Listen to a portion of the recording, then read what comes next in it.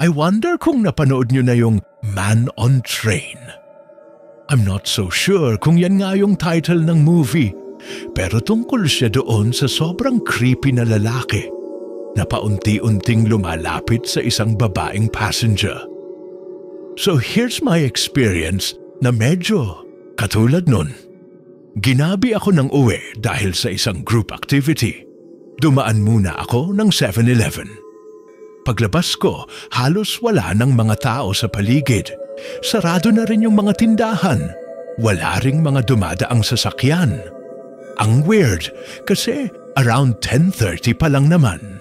Nagdire-diretso na ako ng lakad palapit sa isang tricycle na nakapark sa gilid. Manong sa barangay Sabang ho. Sabi ko sa lalaking tingin ko'y driver ng trike dahil nakatayo siya sa may unahan ng tricycle. Umupo na ako sa loob habang kumakain ng siopaw. Napatingin ako kay manong driver kasi di siya nag-respond sa akin, so I just thought naghihintay pa siya ng makakasabay kong pasahero. Habang kumakain, napatingin ako sa kabilang kalye. May taong nakatayo doon sa likod ng isang poste. Nakikita ko pa rin siya dahil di naman sapat ang lapad ng poste na yon para itago ang isang tao. Naka-jacket siya ng itim na leather tapos maong na itim yung pang-ibaba hanggang balikat yung gulo-gulo niyang buhok tapos wala siyang suot na tsinelas. Nagulat ako nang bigla siyang kumilos. Kumapit ito sa poste na parang batang nakikipaglaro ng taguan. Napagalaw rin ako sa kinauupuan ko, sabay check sa paligid. To make sure kung sa akin ba nakatingin yung lalaki.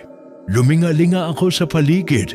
Walang katao-tao maliban kay manong driver na hindi pa rin natitinag sa kinatatayuan niya. Ibinalik ko ang tingin doon sa lalaki. Halos mabitawan ko yung hawak kong siopaw. Nang makita kong wala na doon sa likod ng poste yung lalaki. Naroon na siya at nakadukwang sa likod ng nakaparadang puting van. Mas malapit na ito sa akin. Kabang-kaba ako kasi sa direksyon ko siya nakatingin, pasilip-silip na parang bata. Manong tara na po, medyo natataranta na ako that time, pero di ko inaalis yung mata ko doon sa lalaki. Nakikita niyo po ba yung mamang yun sa likod ng van?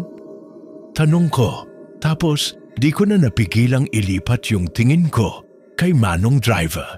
Tiningnan ko siya mula sa salaming bintana ng tricycle. Nakatulala si manong sa isang direksyon. Tapos kitang-kita ko nang pumihit sa akin ang kanyang mga mata nang di lumilingon sa direksyon ko ang kanyang ulo.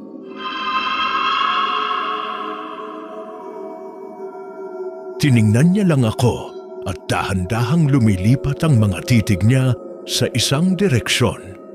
Sinundan ko yung tinitingnan ni Manong. Ramdam kong mas lumakas ang kaba sa dibdib ko. Parang nanigas ang katawan ko sa aking kinauupuan nang makita ko ang lalaki sa tawid kalsada. Tumatakbo na ito papalapit sa akin. Doon ko mas nasilayan ang kanyang itsura. Malapad itong nakangisi at nanlilisik ang mga mata. Napaka-agresibo ng kilos niya. Hawak-hawak niya ang sarili niyang leeg habang papalapit sa akin. Gusto kong tumakbo palayo pero napako ako sa kinalalagyan ko. Wala akong nagawa kung di pagmasdang lumapit ang lalaki ni hindi ko magawang pumikit. Nang konti na lang ay malalapitan na ako ng lalaki. May mabigat na kamay ang yumugyog sa balikat ko. Iho, anong nangyayari sa'yo?